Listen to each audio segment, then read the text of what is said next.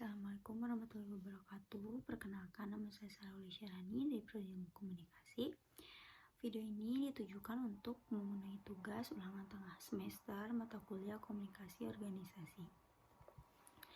Jadi di video ini saya akan menceritakan satu teori yang sebelumnya sudah saya pelajari di mata kuliah Komunikasi Organisasi.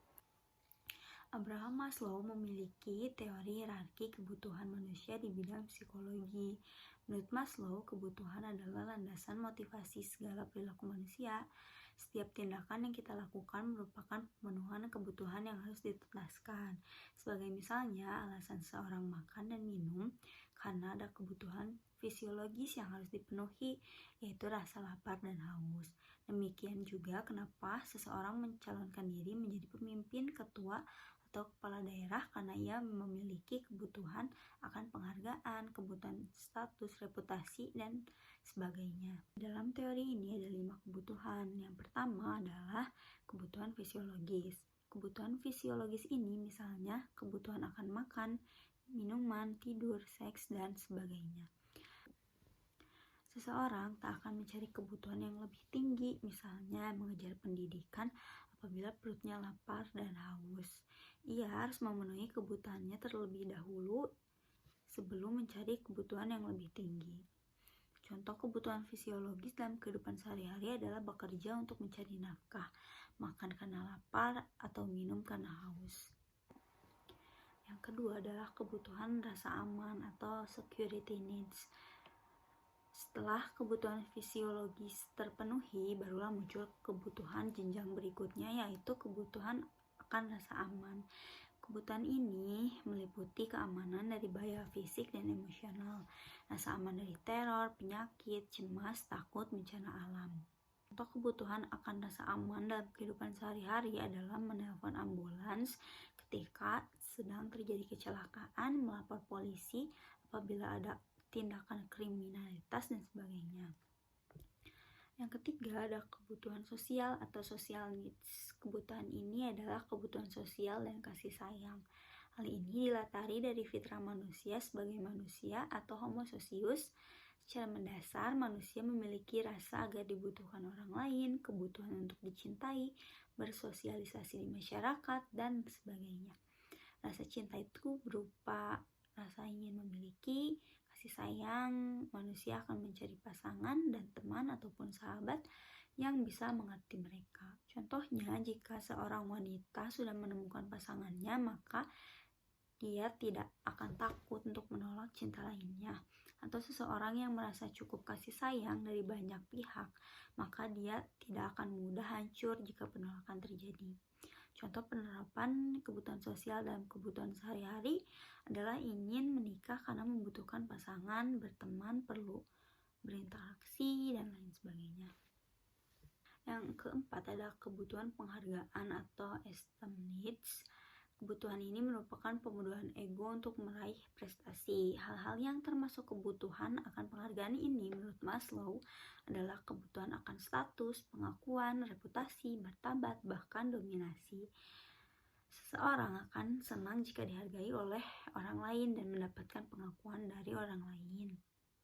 Contoh dalam kehidupan sehari-hari adalah seseorang mengikuti lomba karena ingin menang, ataupun seseorang mencalonkan diri menjadi ketua atau pemimpin karena membutuhkan reputasi. Yang kelima adalah kebutuhan aktualisasi diri. Kebutuhan aktualisasi diri ini merupakan kebutuhan yang paling tinggi. Kebutuhan ini yaitu adanya keinginan terus-menerus untuk mencapai keterampilan atau potensi diri. Contohnya, manusia tidak akan mampu mencukupi kebutuhan psikologisnya apabila kebutuhan fisiologisnya belum terpenuhi. Sebagai contoh, masyarakat miskin menganggap bahwa kebutuhan makanan dan minuman termasuk dalam kebutuhan fisiologis. Sementara itu, bagi orang kaya, makan dan minum kadangkala menjadi kebutuhan akan penghargaan. Karena gaya hidup mereka, sebagian orang hanya ingin makan di restoran mahal ketika mereka keluar rumah. Sebab makan di tempat mewah sudah menjadi kebutuhan harga diri dan reputasi mereka sebagai golongan terhormat di lingkungan masyarakat. Selanjutnya ada satu konflik dalam organisasi, yaitu selisih akibat memiliki kepentingan yang berbeda-beda dan akhirnya menjadi sebuah konflik. Dan saya akan memberikan saran tentang apa yang harusnya dilakukan di dalam organisasi saat terjadi konflik seperti ini. Yang pertama, mencari akar permasalahan. Jadi kita perlu mengidentifikasi masalah apa yang terjadi agar dapat menemukan solusi yang tepat. Yang kedua, melakukan diskusi. Dengan melakukan diskusi, Anda juga dapat bisa memahami apa yang dirasakan oleh masing-masing teman dalam organisasi tersebut. Yang ketiga, terbuka akan kritik dan saran. Sebagai anggota di organisasi, tentunya kita juga perlu terbuka terhadap kritik dan saran dari rekan-rekan yang lain agar membantu kita untuk lebih berkembang serta menghadapi masalah di dalamnya.